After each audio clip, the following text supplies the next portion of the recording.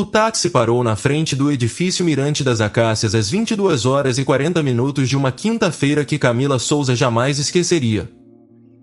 Ela estava com a mala de rodas encostada na coxa, o cabelo ainda com cheiro de avião, e uma vontade enorme de tomar banho quente e deitar na própria cama depois de 3 semanas em Recife resolvendo o desastre de auditoria que o escritório regional havia transformado em herança para ela.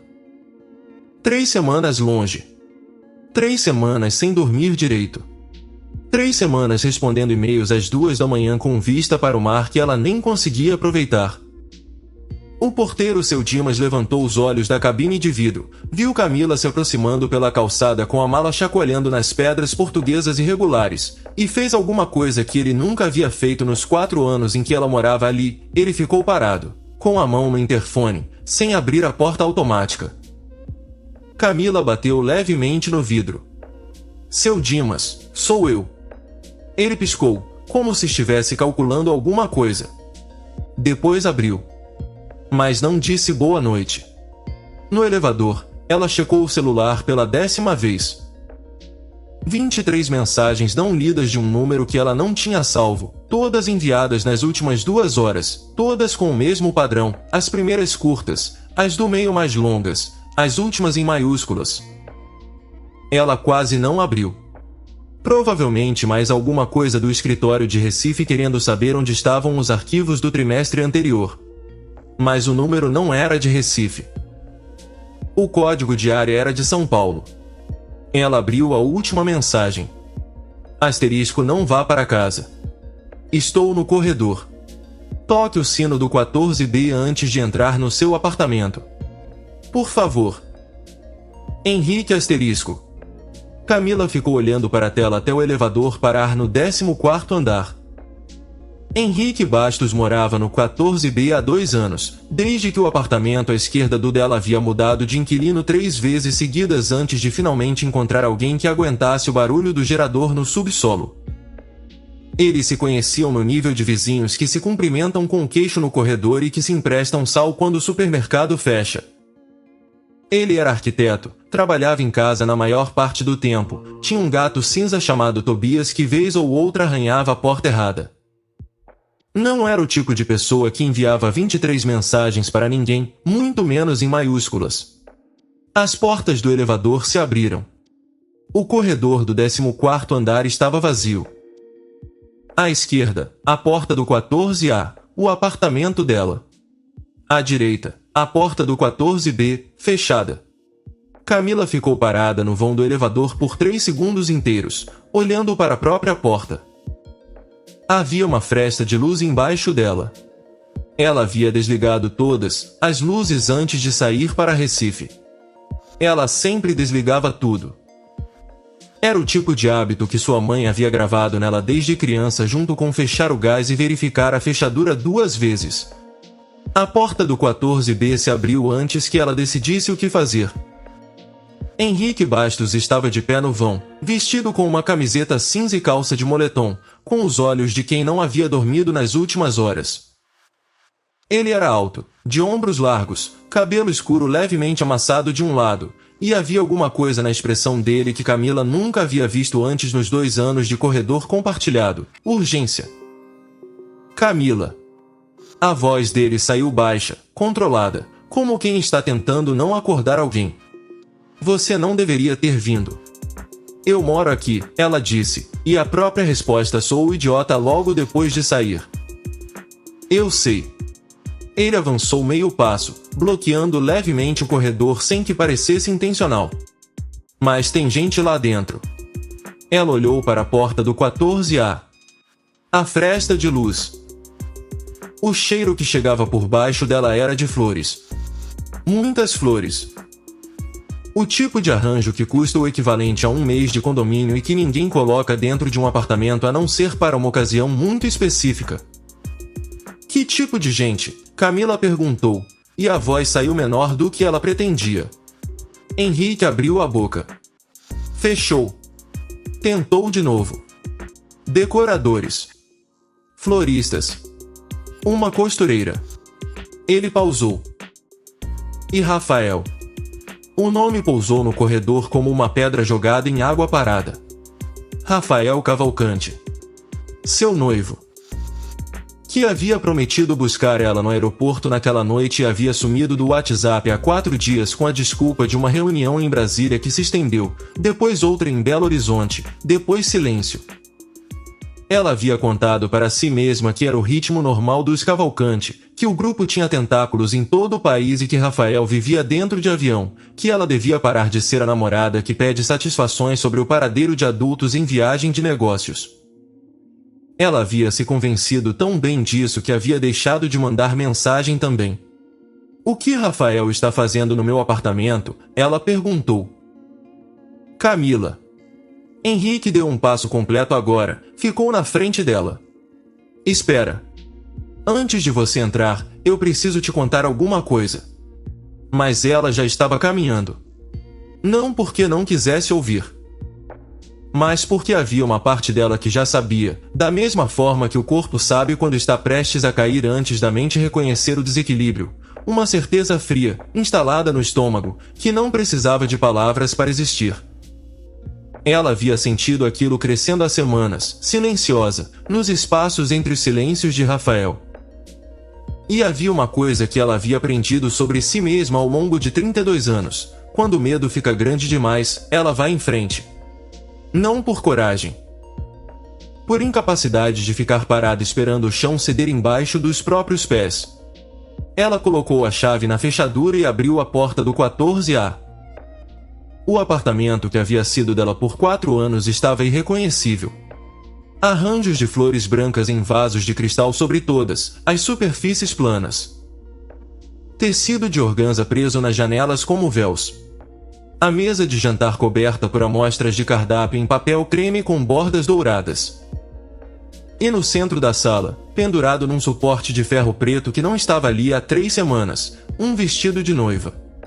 Longo, de renda francesa sobre seda, com a cauda que ela havia passado 40 minutos descrevendo para a costureira Dona Célia numa tarde de sábado em Higienópolis, há exatamente 2 anos, enquanto folheava revistas de casamento e tomava café com leite e achava que estava construindo alguma coisa que dura.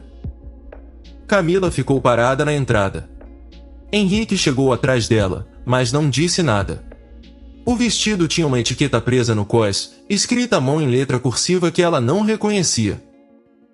Ela atravessou a sala em slow motion, passou pela organza, pelos arranjos, pelo cheiro adocicado de rosas e lírio do vale, e se abaixou o suficiente para ler. Asterisco para Isabela. Último ajuste, sexta-feira, 10h asterisco. O chão do apartamento era de mármore branco. Camila ficou olhando para ele por um tempo que não conseguiu medir depois. E então o mármore veio em sua direção. Ela acordou no sofá do 14B, com a cabeça num travesseiro que cheirava a tecido de roupa lavada e o gato Tobias sentado a 30 centímetros do rosto dela, observando com a indiferença específica dos gatos diante de crises humanas. Henrique estava sentado na poltrona à sua frente, os cotovelos nos joelhos, olhando para ela com uma expressão que ela não conseguia nomear. "Quanto tempo?" ela perguntou. "Uns 8 minutos. Ele empurrou um copo d'água em sua direção. "Você bateu o ombro na queda, mas não cortou nada." Camila sentou devagar. Bebeu metade do copo sem parar. Depois ficou olhando para o espaço entre eles dois. "Isabela", ela disse. Não como pergunta. "Isabela Cavalcante."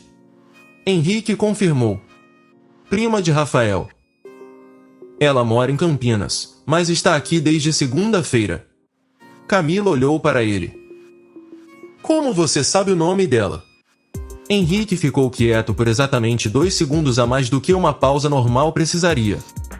Os olhos dele não fugiram, mas havia alguma coisa neles que calculava. Como alguém que está decidindo quanto da verdade cabe no espaço disponível. "Ouvi no corredor", ele disse. Era uma resposta. Mas não era uma resposta completa. E Camila, naquele momento, estava exausta demais e destruída demais para puxar o fio. Ela guardou a observação numa parte da memória onde guarda as coisas que precisam ser revisitadas depois e voltou para o que estava queimando mais alto. Ele vai casar com a prima, ela disse em voz alta, não para Henrique, mas para o fato em si, tentando ver se ficava mais real ao ser falado. Parece que sim. No meu apartamento. No apartamento que estava registrado no nome dos dois, tecnicamente. Ele pausou. Eu me lembro que você me contou isso uma vez, quando teve aquele problema com o condomínio. Ela havia contado. Numa tarde de domingo, esperando o elevador, com raiva do síndico. Um detalhe jogado numa conversa de corredor que ela não imaginou que alguém fosse guardar. Quando é o casamento? Ela perguntou. Sábado. Hoje era quinta-feira. 48 horas. Camila colocou o copo d'água na mesinha de centro, devagar, com o cuidado de quem está segurando outra coisa inteiramente com as duas mãos e usando apenas os dedos para a tarefa visível. Depois ela ficou ereta, puxou o cabelo para trás com as duas mãos e olhou diretamente para Henrique Bastos pela primeira vez desde que havia acordado. Você sabia antes de eu chegar, ela disse. Ele não negou. E você tentou me avisar. Tentei. Por quê? A pergunta saiu com mais borda do que ela pretendia. Você é meu vizinho. A gente mal se conhece. Por que você se importaria? Henrique ficou olhando para ela por um longo momento. Tobias saiu da poltrona e foi se instalar perto da janela com a elegância de quem decide que o drama humano está além do seu nível de interesse. Porque o que está acontecendo com você não é o que parece, Henrique disse por fim. E eu acho que você merece saber disso antes de ir bater na porta dele e fazer alguma coisa que eles vão usar contra você. Camila ficou muito quieta. O que está acontecendo comigo, ela repetiu, devagar, é exatamente o que parece. Meu noivo está organizando o casamento dele com outra mulher dentro do apartamento que a gente dividia. Isso é o que está acontecendo. É uma parte do que está acontecendo. Henrique se inclinou levemente para a frente. Mas tem uma parte que você ainda não sabe. E essa parte muda tudo. O escritório do Grupo Cavalcante ficava no 23º andar de uma torre de vidro azulado na Avenida Faria Lima, naquele trecho específico onde os edifícios ficam mais altos e os cafés ficam mais caros e o ar parece ter uma composição ligeiramente diferente, como se houvesse mais nitrogênio e menos oxigênio, adequado apenas para quem já está acostumado à altitude. Camila havia entrado por aquelas portas giratórias de alumínio escovado dezenas de vezes. Mas nunca como agora, de manhã, sem hora marcada, com o ombro levemente roxo de onde havia batido no mármore na noite anterior e a determinação de quem não tem mais nada a perder e por isso mesmo não tem mais nada a temer. A recepcionista, uma moça de blazer bordô com o cabelo preso com precisão cirúrgica, olhou para Camila com um sorriso treinado de quem recebe visitantes sem agendamento várias vezes por dia e sabe exatamente o tom adequado de gentileza para fazer com que se retirem. Doutora Cavalcante está em reunião, ela disse, antes mesmo de Camila terminar de falar. E o doutor Rafael tem agenda cheia até às 15 horas. Eu sei, Camila disse. Pode ligar para ele e dizer que Camila Souza está aqui. Ele vai receber. A recepcionista ligou. Houve uma pausa. Depois outra pausa mais longa. E então ela desligou o telefone e disse, com o mesmo sorriso, que o Dr. Rafael pedia para Camila guardar na sala de espera do 12º andar, que alguém viria buscá-la em breve. Ninguém veio em breve. Vieram 45 minutos depois, na forma de uma assessora silenciosa que a conduziu não ao escritório de Rafael, mas a uma sala de reuniões sem janela no fundo do corredor, com uma mesa comprida, cadeiras de couro preto e uma jarra de água gelada no centro que ninguém havia pedido. Rafael chegou sozinho, mas havia alguma coisa no jeito como ele abriu a porta que fazia parecer que havia trazido um séquito invisível. Ele usava um terno cinza chumbo, tinha os cabelos levemente úmidos ainda do banho da manhã, e os olhos castanhos que Camila havia olhado durante 2 anos pareciam agora pertencer a outra versão do mesmo homem, mais frios, mais planos, como vidro em vez de âmbar. Camila. Ele fechou a porta. Não se sentou. Ficou em pé do outro lado da mesa, com as mãos no encosto de uma cadeira, Como se a mesa fosse uma fronteira e ele estivesse escolhendo permanecer no lado de lá. Cadê o bom dia? Ela disse. Eu não sabia que você voltava hoje. Eu sei que você não sabia. Ela colocou a bolsa na mesa. É por isso que eu estou aqui em vez de ter sido informada adequadamente do que está acontecendo no meu apartamento. Algo passou pelo rosto de Rafael. Não exatamente culpa. Mais próximo de irritação, do tipo de quem planejou uma conversa difícil com antecedência e a está tendo antes da hora.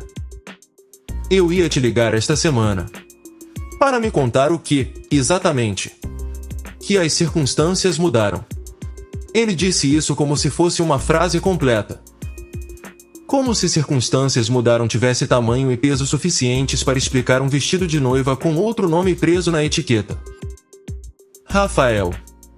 Camila colocou as duas mãos na mesa e se inclinou levemente para a frente. Você está se casando com Isabela no sábado. Dentro do apartamento onde a gente morava junto. Com um vestido que eu encomendei. Eu preciso de uma explicação melhor do que circunstâncias mudaram. Ele abriu a gaveta da pasta que trouxera sem que ela tivesse percebido e colocou um documento sobre a mesa. Camila olhou para ele sem entender por um segundo. Depois o reconheceu. Era o contrato de noivado. Um instrumento particular que os advogados dos Cavalcante haviam preparado 2 anos atrás, que ela havia assinado numa tarde de quarta-feira no mesmo escritório, que previa a participação societária cruzada, prazo de 3 anos e cláusulas de rescisão que ela havia lido 3 vezes antes de assinar porque havia herdado da mãe o hábito de nunca assinar nada sem ler. Mas havia uma segunda folha, que ela não havia visto antes.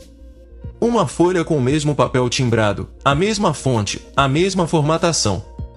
Datada de 4 semanas atrás.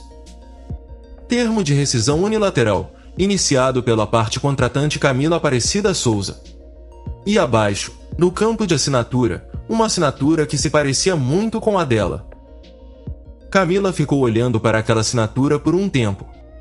Depois ela olhou para Rafael. Eu não assinei isso, ela disse. A perícia grafotécnica que nossos advogados contrataram diz o contrário. A perícia dos seus advogados. Ela manteve a voz estável porque havia aprendido que quando a voz treme, as pessoas param de ouvir o que você está dizendo e começam a ouvir como você está dizendo. Rafael. Eu estava em Recife. Você sabe que eu estava em Recife. O documento foi assinado digitalmente com o seu certificado. Com o meu certificado que fica salvo no notebook que ficou aqui no apartamento enquanto eu estava em Recife. Ela empurrou o documento de volta para o lado dele. O apartamento onde você tinha a chave. Nenhum músculo do rosto de Rafael se moveu. Mas havia alguma coisa nos olhos dele que endureceu, do tipo de endurecimento que acontece quando alguém está ouvindo exatamente o que não queria ouvir e estava se preparando para acontecer. Eu acho, ele disse, na voz de quem está encerrando uma reunião, que o melhor para os dois neste momento é agir com discrição. O casamento acontece no sábado. Depois que as questões societárias estiverem resolvidas, meus advogados entram em contato com os seus para tratar das pendências do apartamento. Pendências do apartamento, ela repetiu. E dos bens em comum.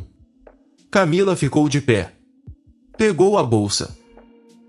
Olhou para Rafael por um longo momento, com a vontade de dizer 10 coisas ao mesmo tempo travando umas às outras na garganta, e então escolheu não dizer nenhuma delas.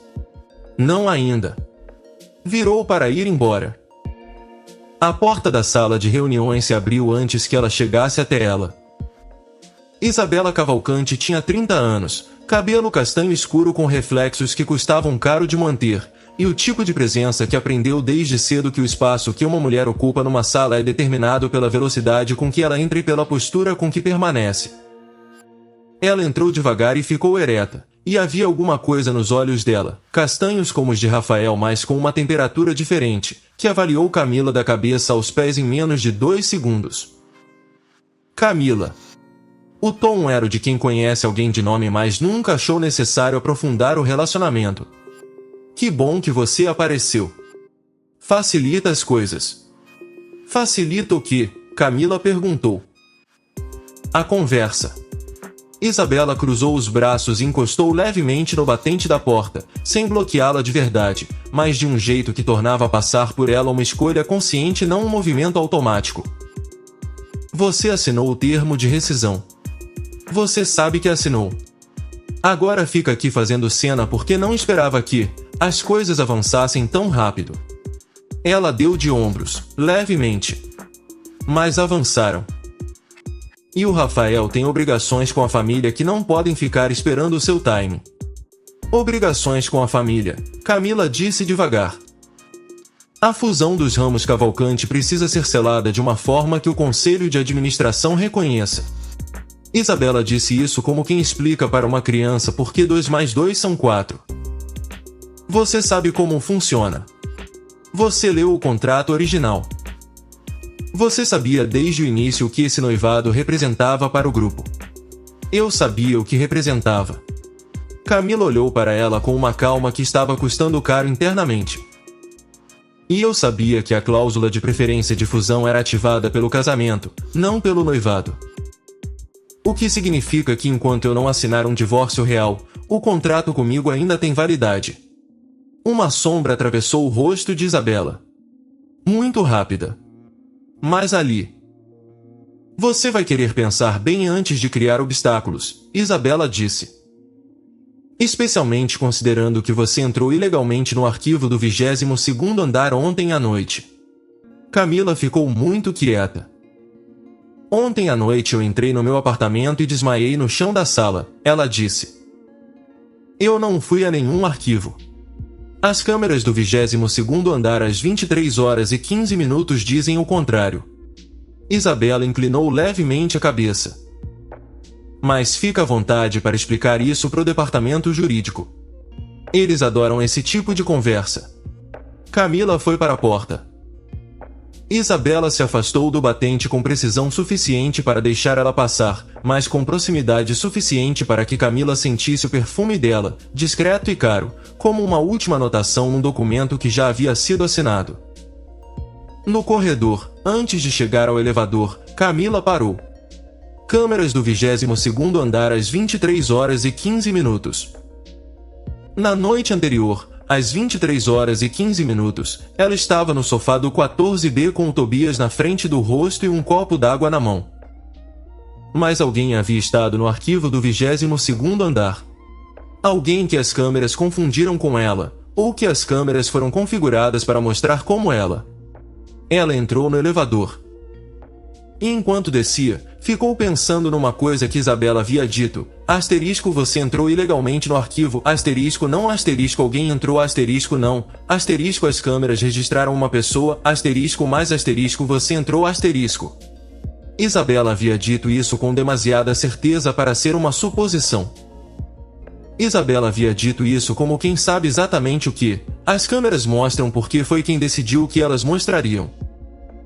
Camila passou a tarde de sexta-feira tentando ligar para 3 advogados diferentes, sendo atendida por 2 secretárias e um assistente, e chegando à conclusão de que a rede de relacionamentos dos Cavalcante em São Paulo era suficientemente densa para que a disponibilidade de determinados especialistas em direito contratual estivesse, de formas variadas e com desculpas variadas, temporariamente comprometida. Não era paranoia. Era matemática. O grupo Cavalcante faturava o suficiente para que manter certos escritórios de advocacia em disponibilidade preferencial fosse apenas uma linha no orçamento de relações institucionais. Ela estava sentada no café na esquina do quarteirão, com o notebook aberto numa pesquisa de jurisprudência sobre perícia grafotécnica em documentos digitalizados que estava se tornando cada vez mais técnica e cada vez menos animadora. Quando Henrique Bastos sentou na cadeira à sua frente sem ser convidado, colocou 2 cafés sobre a mesa e disse: "Você não foi para Recife?" Ela olhou para ele. "Eu acabei de voltar de Recife." "Eu sei." Ele embrulhou as 2 mãos no copo. "Eu disse que você não foi esta manhã. Eu vi você sair às 8, com a mesma bolsa de ontem, sem mala. E eu vi você voltar às 4 da tarde com a mesma expressão de quem foi a uma batalha sem armadura. Você fica me observando. Eu trabalho em casa e a janela do meu escritório dá para a entrada do prédio. Ele deu de ombros, mas havia alguma coisa no gesto que não era completamente relaxada. É difícil não ver. Camila olhou para o café que ele havia trazido.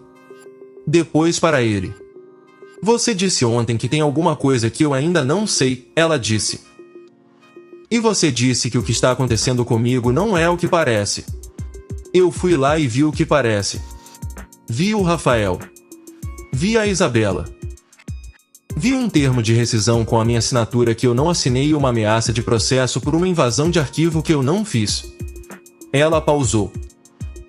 Então agora eu estou aqui, no café da esquina, com jurisprudência que não estou lendo, e você aparece com 2 cafés. O que você sabe, Henrique? Ele ficou olhando para a xícara por um momento. Era a primeira vez, Camila notou, que ela o via genuinamente hesitar. Nos 2 anos de corredor compartilhado, Henrique Bastos havia sido sempre o tipo de pessoa que dizia o que pensava com a economia de palavras de quem não acha necessário enfeitar. A hesitação não combinava com ele. Eu não sou só arquiteto, ele disse. Camila esperou. Quer dizer, eu sou arquiteto. Mas o apartamento no 14º andar não é alugado com o meu dinheiro. Ele ergueu os olhos. É pago pelo Edmundo Cavalcante, o pai de Rafael. Camila ficou muito quieta, da forma específica em que o corpo fica quieto quando a mente está processando alguma coisa grande demais para ser absorvida de uma vez e precisa ir aos pedaços. Você foi contratado por Edmundo Cavalcante, ela disse. Sim. Para quê? Para ficar perto de você. Observar. Garantir que você estava bem. Ele disse isso olhando diretamente para ela, sem desviar, e havia na voz dele alguma coisa que soou como alívio de quem carregou um peso por tempo demais e finalmente o colocou no chão. Não para te machucar. Não para coletar informação contra você. Edmundo estava com dúvidas sobre o que estava acontecendo dentro do próprio grupo, e queria alguém próximo de você que pudesse sinalizar caso alguma coisa errada estivesse sendo feita. Camila levou tempo para responder. Quando falou, a voz saiu com controle, mas estava segurando várias coisas ao mesmo tempo por baixo dela. Quão próximo de mim você estava sendo pago para ficar? Não da forma que você está pensando. Ele não recuou. Eu nunca entrei no seu apartamento. Eu nunca li as suas mensagens. Eu nunca relatei nada pessoal. O que eu passava para Edmundo eram observações gerais, que você parecia bem, que não havia nada de incomum no prédio, que ninguém estava te seguindo. Alguém estava me seguindo? Edmundo achava que podia estar. Ele não confiava em todo mundo dentro do grupo. Henrique inclinou levemente para a frente. Ele desconfiava de que alguma coisa estava sendo armada contra você. Mas ele não sabia o que. E ele não queria acusar ninguém sem ter certeza, porque se fosse a Isabela e ele errasse, seria um escândalo societário que destruiria a fusão de qualquer jeito. Camila ficou olhando para ele por um longo momento. Você sabia sobre o casamento antes de eu chegar ontem, ela disse. Soube no início da semana. Foi quando eu comecei a mandar mensagem. Por que não me ligou mais cedo? Por que não me contou antes? Por que eu não sabia antes? Ele passou a mão no cabelo, um gesto que parecia genuíno no cansaço que carregava. A Isabela foi rápida. Muito rápida. O termo de rescisão apareceu numa quinta-feira. Na segunda-feira seguinte, o Rafael havia concordado com o casamento. Eu liguei para Edmundo assim que soube, mas ele estava viajando e o assistente filtrava as ligações. Camila bebeu um gole de café. Estava frio. Ela não se importou. Tem mais, ela disse. Não era pergunta. Tem.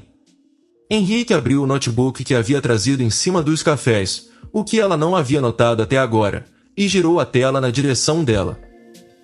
Eu sou arquiteto, mas os Cavalcante me contrataram também porque eu faço análise de dados como trabalho secundário. Auditoria de documentos digitais. É daí que eu conheço o Edmundo. Eu trabalhei para o grupo há 5 anos numa auditoria de contratos. Ele apontou para a tela. Isso aqui é o log de acesso do certificado digital registrado no seu nome. Camila olhou para a tela. Era uma tabela com datas, horários, endereços e IP. Cada vez que o seu certificado digital é usado para assinar alguma coisa, Henrique explicou, é registrado um log com o endereço IP de onde o acesso veio. O seu certificado foi usado para assinar o termo de rescisão a partir de um endereço IP. Ele apontou para uma linha destacada em amarelo. Esse endereço não é do seu notebook. É de um servidor. Camila olhou para o número. O que isso significa? Significa que alguém acessou remotamente o sistema onde seu certificado estava armazenado e o usou de fora, sem tocar no seu computador fisicamente. É mais difícil de fazer do que simplesmente pegar o notebook de alguém, mas é também muito mais difícil de rastrear para quem não sabe o que está procurando. Ele fechou o notebook. Eu sei o que estou procurando. E você consegue provar? Com os logs, sim. Mas os logs ficam num servidor do escritório de contabilidade que processa os contratos dos Cavalcante. Eu preciso do acesso a esse servidor. Que fica onde? No 22º andar do prédio da Faria Lima. Camila ficou olhando para ele. O arquivo que as câmeras dizem que eu invadi ontem à noite, ela disse. Exatamente. Eles ficaram em silêncio por um momento. Lá fora, a Avenida Paulista tinha o barulho de sempre, motor, buzina, o anúncio distante do metrô, o mundo continuando com indiferença perfeita em relação ao que estava acontecendo numa mesa de café na esquina do quarteirão.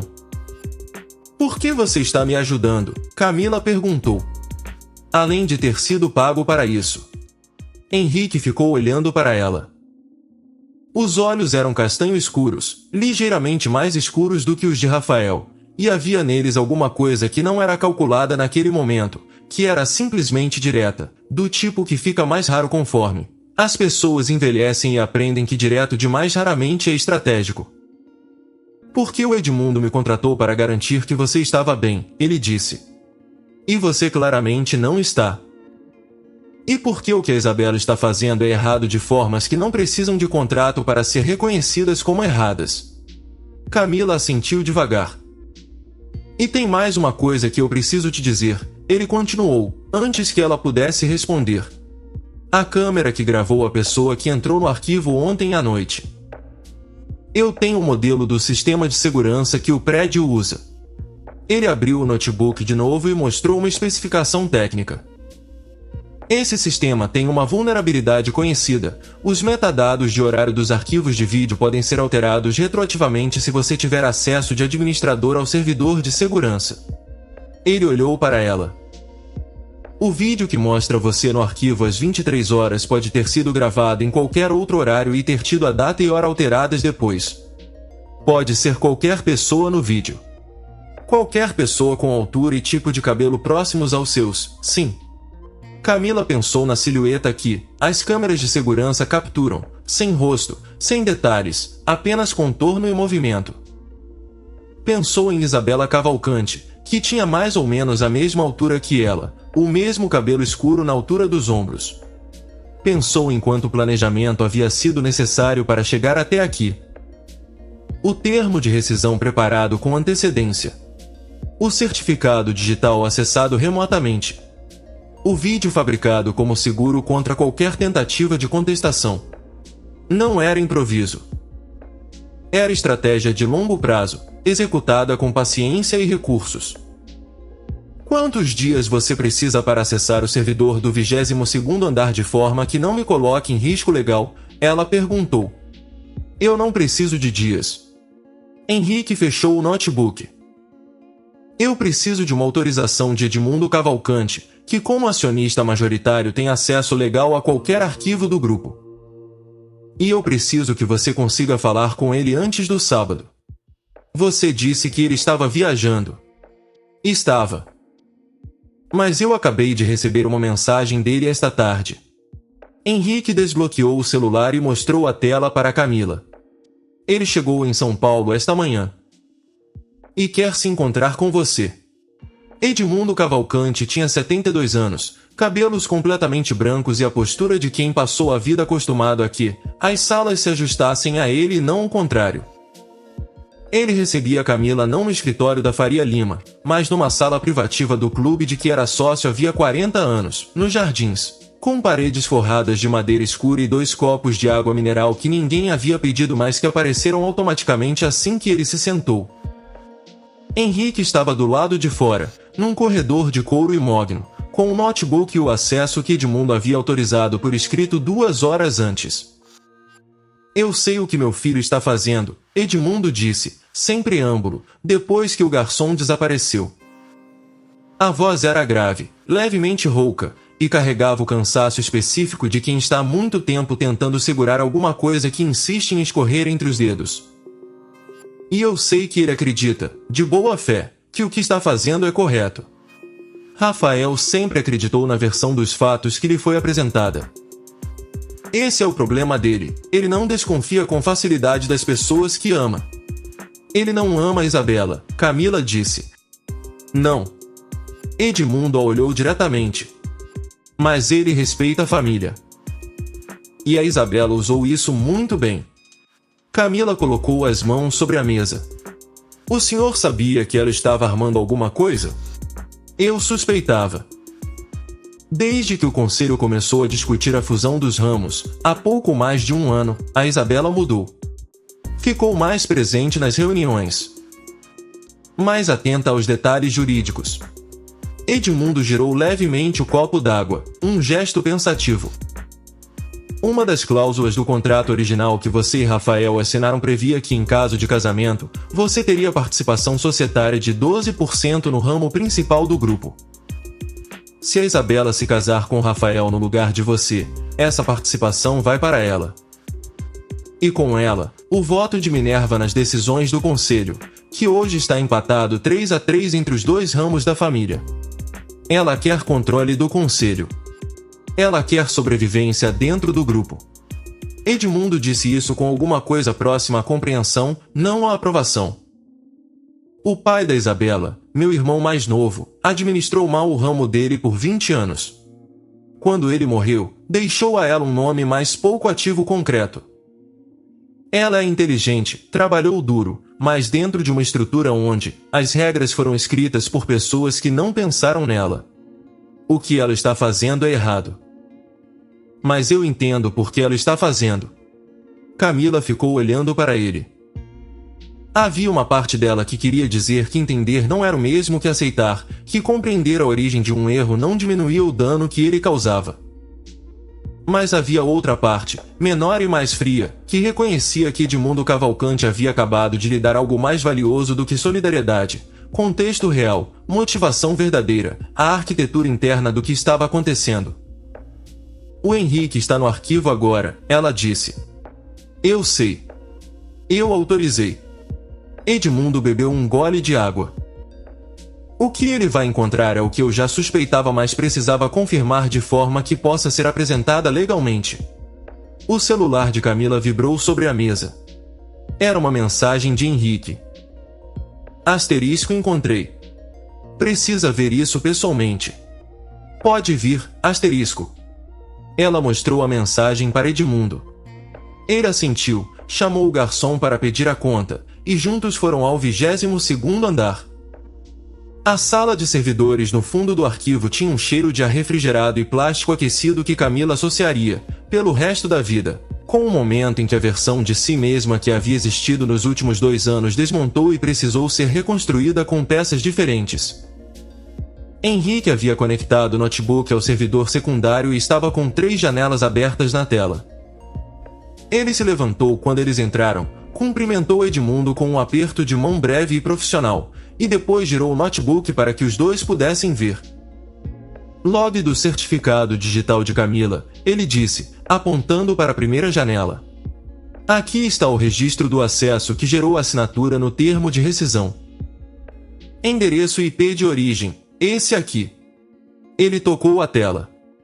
Eu rastreei esse endereço. É um servidor VPN registrado em nome de uma empresa de consultoria chamada IBC Gestão Empresarial Limitada. Eu nunca ouvi falar nessa empresa, Camila disse.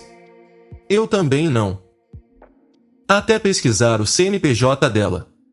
Henrique abriu a segunda janela. A IBC Gestão foi constituída há 2 anos, tem um sócio único e opera de um endereço comercial virtual em Alphaville. O sócio único é uma holding. Ele abriu a terceira janela. A holding tem 2 sócios. Um é um nome que eu não reconheço. O outro é Isabela Maria Cavalcante. O silêncio na sala de servidores tinha a qualidade específica do silêncio que acontece quando alguma coisa que estava em movimento para de uma vez. Edmundo ficou olhando para a tela por um longo momento. Havia nos olhos dele algo que não era surpresa. Era a confirmação. O tipo de confirmação que não traz alívio, porque confirmar o que você temia não é melhor do que ter ficado em dúvida, apenas é mais honesto. Quando o termo de rescisão foi assinado digitalmente, Henrique continuou. O sistema de certificação registrou o timestamp do servidor de onde o acesso veio. Esse timestamp é às 14 horas e 32 minutos da última quinta-feira. Ele olhou para Camila. O que você estava fazendo às 14 horas e 32 minutos da última quinta-feira? Camila fechou os olhos por um segundo. Abriu. Eu estava no Hospital Albert Einstein em Recife. Eu havia sofrido um acidente de carro pequeno na quarta-feira à noite, bati a cabeça, fiquei em observação durante a quinta-feira inteira. Eu tenho prontuário, eu tenho testemunhas, eu tenho o registro do plano de saúde. Você não pode ter assinado nada às 14 horas e 32 minutos da quinta-feira passada, Henrique disse.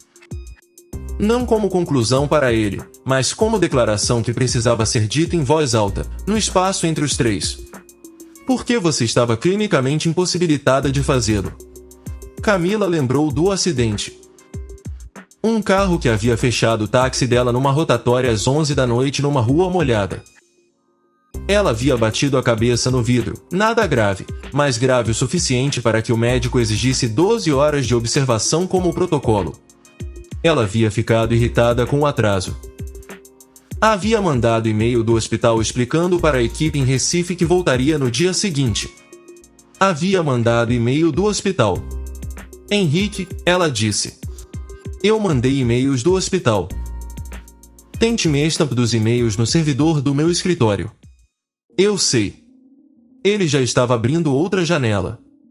Eu já pedi para o servidor do seu escritório. Estou esperando o acesso. Edmundo colocou a mão no encosto da cadeira. A assinatura foi fabricada durante o único período de tempo em que você estava comprovadamente incapacitada e com paradeiro documentado em outro estado. A voz dele estava calma, mas havia alguma coisa nela que era muito diferente do tom que havia usado no clube, mais dura, mais estreita, como metal em vez de madeira. Isso não é oportunismo. Isso foi planejado para acontecer durante o acidente. Camila olhou para ele. O senhor está dizendo que o acidente foi deliberado? Estou dizendo que o timing é preciso demais para ser coincidência. Ele não confirmou nem negou com mais detalhe do que isso. Mas os olhos dele disseram o resto. O celular de Edmundo tocou.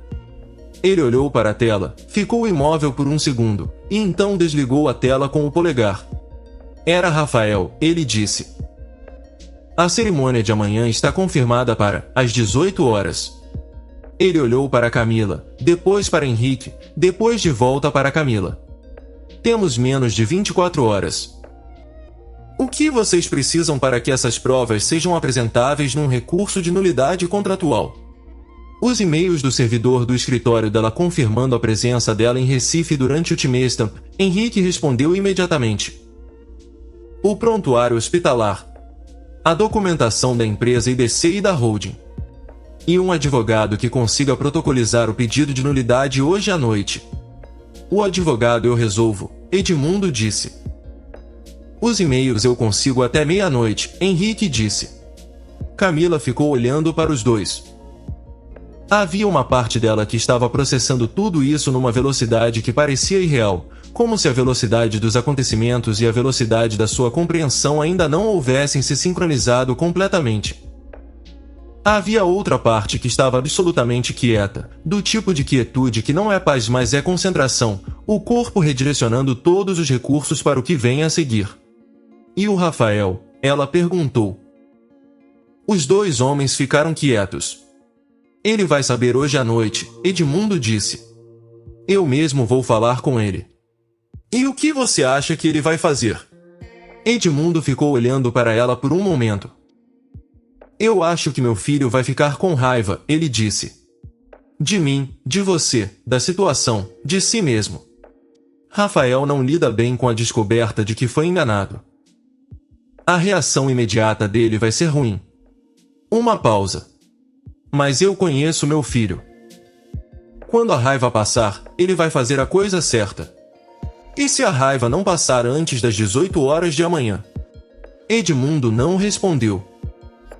E era essa resposta que não existia que Camila levou consigo quando saiu da sala de servidores às 22 horas de uma sexta-feira, com as provas que precisava e a incerteza que as provas não podiam resolver, que a verdade, uma vez descoberta, ainda precisava ser escolhida para fazer diferença. E que não havia garantia nenhuma de que Rafael Cavalcante, com toda a raiva e o orgulho ferido e a cerimônia marcada para o dia seguinte, escolheria a verdade em vez da estabilidade. O jantar de ensaio dos Cavalcante acontecia no salão do segundo andar da mansão da família no Morumbi, às 20 horas de uma sexta-feira, e Camila chegou lá às 21 horas sem convite, sem anúncio prévio e sem a menor intenção de esperar do lado de fora. O portão estava aberto porque os últimos convidados haviam chegado minutos antes. Ela atravessou o jardim com a iluminação amarelada das luminárias de caminho, passou por dois seguranças que não a reconheceram a tempo de reagir, subiu os degraus de pedra do acesso lateral que ela conhecia porque havia estado naquela casa mais de 40 vezes durante 2 anos, e entrou pelo corredor que levava diretamente ao salão. Ela estava com o vestido preto que havia comprado às pressas num boutique da Vila Olímpia às 18 horas, com o cabelo para cima e os ombros nus e os olhos ainda carregando o cansaço das últimas 48 horas, e havia alguma coisa nessa combinação, no cansaço e no preto e na forma como ela entrou sem hesitar, que fez as conversas pararem por um raio de vários metros ao redor de onde ela passou. O salão tinha talvez 60 pessoas. Mesas redondas com toalhas de linho, flores brancas nos centros de mesa, o som de uma banda discreta vindo de algum canto. Rafael estava perto da janela com 2 homens que Camila reconheceu como diretores do conselho de administração, e quando ele a viu sua expressão passou por 3 estados em rápida sucessão: choque, raiva e alguma coisa que ela não conseguiu nomear completamente mas que era mais quente do que os 2 anteriores. Isabela estava à esquerda, com um grupo de mulheres mais velhas que Camila identificou como esposas do conselho, e foi Isabela quem reagiu primeiro. Ela se desculpou com o grupo e atravessou o salão na direção de Camila com a desenvoltura de quem está conduzindo e não respondendo. Você não foi convidada, ela disse em voz baixa, chegando a 1 metro de distância. Isso pode ser documentado como violação de propriedade privada depois do que aconteceu ontem à noite. O que aconteceu ontem à noite foi que alguém com o seu tipo de cabelo e a sua altura entrou num arquivo usando uma autorização falsificada. E as câmeras desse arquivo têm metadados de horário que podem ser manipulados retroativamente por quem tem acesso de administrador ao servidor de segurança. Camila disse isso na mesma voz baixa, mas o suficientemente clara para que as 3 pessoas mais próximas ouvissem. E ontem às 14 horas e 32 minutos da semana passada, quando a minha assinatura digital foi usada para assinar um termo de rescisão, eu estava no Hospital Albert Einstein de Recife em observação pós-trauma. Prontuário número que eu tenho aqui. Ela abriu a bolsa e tirou uma folha dobrada. E registro de plano de saúde que o meu advogado protocolizou junto ao pedido de nulidade contratual às 23 horas desta noite. Isabela ficou olhando para a folha. Havia na expressão dela alguma coisa que calculava, rapidamente, as distâncias entre as peças que ainda controlava e as que acabavam de fugir do tabuleiro. Você não tem nada que prove que eu tive envolvimento em qualquer assinatura, ela disse. Tenho a documentação da IBC Gestão Empresarial Luda, constituída há 2 anos com a sua participação indireta via holding, e o log de endereço IP mostrando que a assinatura foi feita a partir de um servidor dessa empresa. Camila dobrou a folha e colocou de volta na bolsa. Posso estar errada sobre o que isso significa. Pode ser uma coincidência muito elaborada. Mas o departamento jurídico do grupo vai adorar analisar. O departamento jurídico do grupo responde a Rafael. O departamento jurídico do grupo responde ao conselho de administração. Edmundo Cavalcante disse. Camila não havia ouvido ele chegar. Ele estava 2 passos atrás de Isabela, com um copo de vinho ainda na mão, e havia nos olhos dele o tipo de tristeza específica de quem está fazendo alguma coisa necessária e dolorosa ao mesmo tempo. As conversas ao redor haviam diminuído mais. As pessoas próximas haviam parado completamente de fingir que não estavam ouvindo. Isabela virou-se para Edmundo. Você não pode fazer isso, ela disse, e a voz dela, pela primeira vez naquela noite, não era completamente controlada. Havia alguma coisa mais quente nela, mais exposta. Você sabe o que significa para o grupo se isso vier a público. Você sabe o que os concorrentes vão fazer com um escândalo societário antes de uma fusão. Eu sei, Edmundo disse. E eu também sei o que significa para o grupo construir a sua próxima fase sobre uma base que pode ser derrubada a qualquer momento por um recurso judicial. Ele colocou o copo na mesa mais próxima, com uma calma que custava alguma coisa. Isabela. Você é minha sobrinha. Eu vi você crescer. Eu sei o que você herdou e o que não herdou e por que você sentiu que precisava fazer isso. Uma pausa. Mas você falsificou um documento legal e fabricou evidências para prejudicar uma pessoa que não fez nada contra você além de existir no lugar errado na hora errada. E isso eu não posso ignorar. Isabela ficou olhando para ele por um longo momento. Depois olhou para Camila. Havia nos olhos dela uma mistura de coisas que Camila não esperava encontrar: raiva, sim, mas também exaustão. E abaixo da exaustão alguma coisa que se parecia com alívio, do tipo que aparece quando a tensão de segurar uma mentira por muito tempo finalmente se dissolve, mesmo que a dissolução não seja da forma que você planejou. Vocês vão me destruir publicamente, ela disse. Não era uma pergunta. Nós vamos resolver isso internamente se você cooperar, Edmundo respondeu. A nulidade do contrato de rescisão vai ser processada. A fusão vai ser renegociada em termos que incluam proteção adequada para o seu ramo. Nenhuma acusação criminal, se você recuar agora e assinar a documentação corretiva que o jurídico vai preparar. Isabela ficou em silêncio por um tempo que pareceu mais longo do que era. Depois ela colocou o copo de champanhe na mesa ao lado, ajeitou o vestido como quem está se reorganizando de dentro para fora, e disse, eu preciso falar com o meu advogado antes de assinar qualquer coisa. Isso é razoável, Edmundo disse. Isabela saiu do salão sem olhar para nenhum dos dois, com a mesma postura de sempre, mas com alguma coisa a menos nela, algum peso de certeza que havia sido desinstalado. O salão ficou em silêncio por mais 2 segundos. E então as conversas voltaram, levemente mais altas do que antes, com o tom específico que os grupos humanos usam quando algo significativo acabou de acontecer e todo mundo está tentando processar ao mesmo tempo que finge normalidade. Rafael apareceu do lado esquerdo de Camila. Ela o sentiu antes de o ver, era o tipo de presença que você aprende ao longo de 2 anos de convivência, o padrão específico do jeito que ele ocupa o espaço ao redor. Ela virou-se. Ele estava com a expressão de quem havia ouvido uma quantidade de coisas recentemente e ainda não havia terminado de digerir nenhuma delas. A raiva que Edmundo havia previsto estava ali, mas era uma raiva quieta, contida, que havia passado pelo ciclo de expansão e já estava na fase de contração. Você podia ter me ligado, ele disse. Você sumiu do WhatsApp há 4 dias. Eu precisava de tempo para pensar. Eu precisava de uma explicação. Eles ficaram olhando um para o outro no barulho suave do salão ao redor deles. E havia naquela distância de 1 metro entre os dois alguma coisa que era diferente de todas. As outras vezes que eles haviam ficado a 1 metro de distância, não havia contrato entre eles. Não havia acordo, não havia cláusula, não havia arquitetura jurídica que havia dado forma aos últimos 2 anos de relacionamento.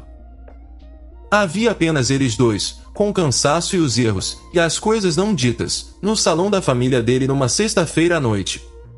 O meu pai me contou ontem à noite, Rafael disse. Tudo. E eu fiquei com raiva de todo mundo, inclusive de mim mesmo, e não dormi nada. Ele passou a mão no cabelo. Eu devia ter questionado quando apareceu. Eu sabia que você não era o tipo de pessoa que some sem avisar, e eu preferi acreditar no documento em vez de confiar no que eu conhecia de você. Camila ficou quieta. Isso não é um pedido de desculpas, ele continuou. É um reconhecimento de erro. Pedido de desculpas vai precisar de uma conversa muito mais longa do que esse salão permite. Concordo.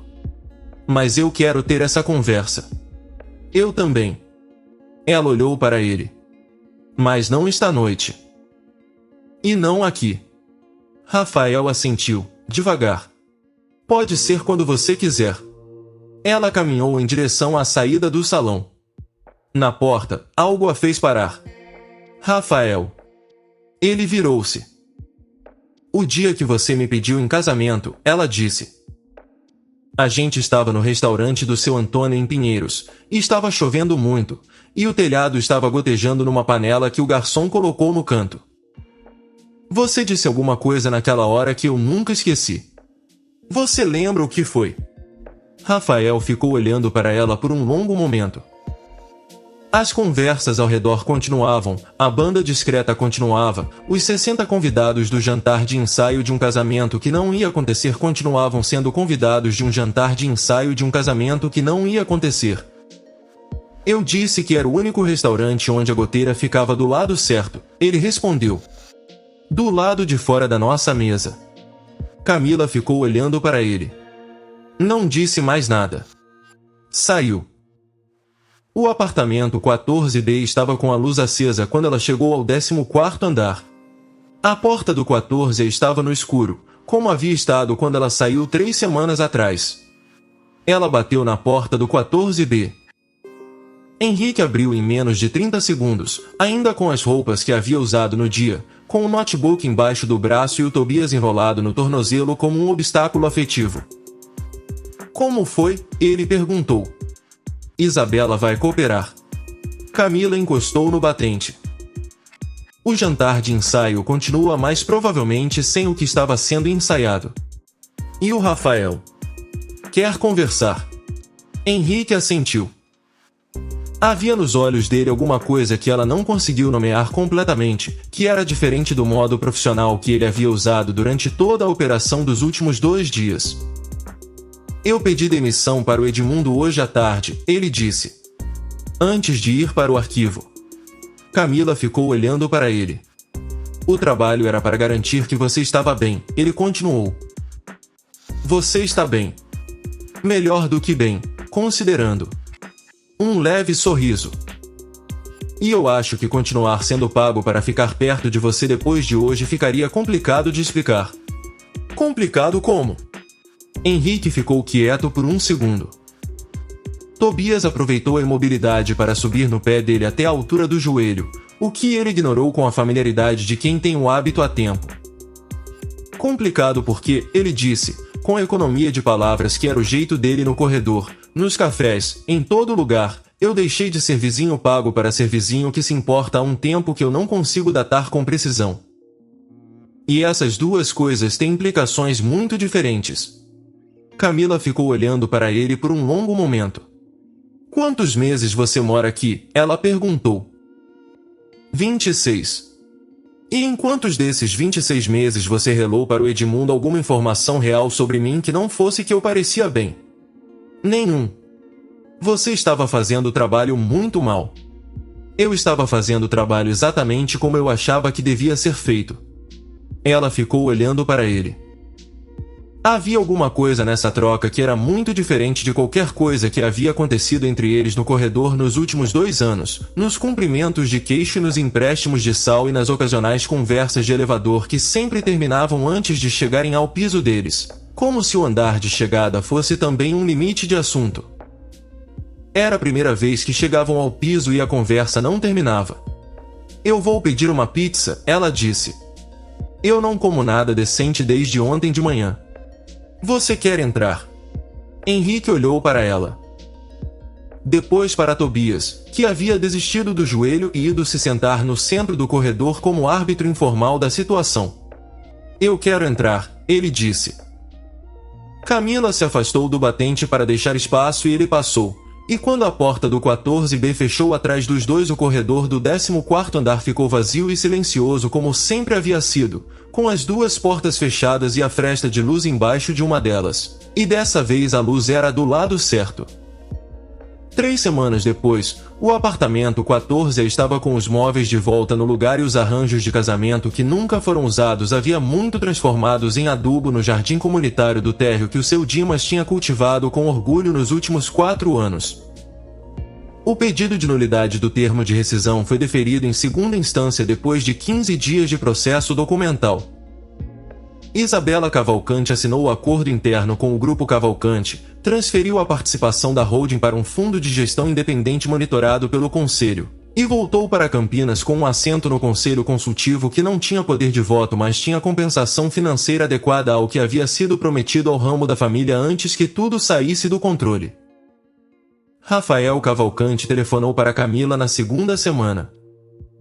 A conversa durou 1h40. Aconteceu com os dois andando separados pelos próprios apartamentos em outras cidades, e ao final dela havia alguma coisa resolvida e alguma coisa ainda em suspenso, do jeito que as coisas ficam quando dois adultos com erros reais tentam ser honestos sobre eles sem a proteção de um roteiro.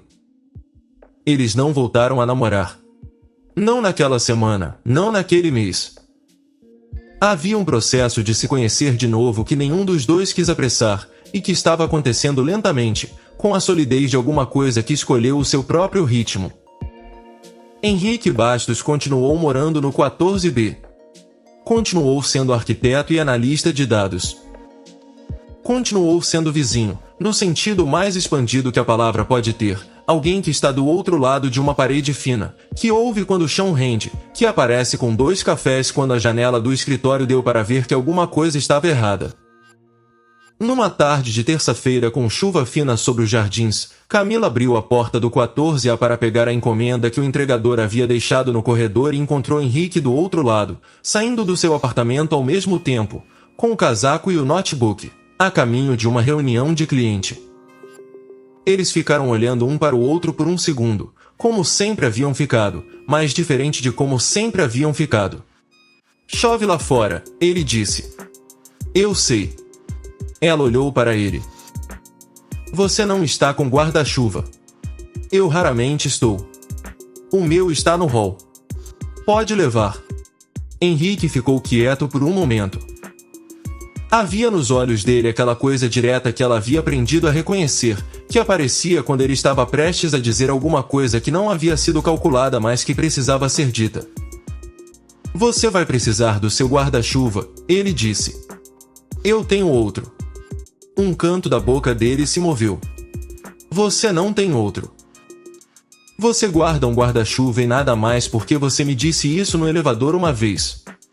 Você se lembra de muita coisa de conversas de elevador. Eu me lembro de muita coisa de você. A chuva batia nas janelas do corredor com o som de algo persistente e sem pressa. Vai lá, ela disse. Você vai se atrasar. Ele pegou o guarda-chuva que ela estendeu. E quando saiu pelo corredor em direção ao elevador, ela ficou de pé na soleira do 14A por mais um momento do que precisava, ouvindo o botão do elevador ser pressionado e a porta se abrindo e se fechando, e havia alguma coisa nesse som, naquele momento específico, que era diferente de como havia soado nos últimos 4 anos. Era o mesmo elevador. O mesmo botão. O mesmo corredor de mármore. Mas havia a promessa de um guarda-chuva devolvido. E às vezes é disso que uma história nova começa, não de um acidente ou de uma revelação ou de um vestido com o nome errado na etiqueta, mas de algo pequeno e recíproco e escolhido, que aponta para a direção de onde você quer ir e deixa o resto para o tempo.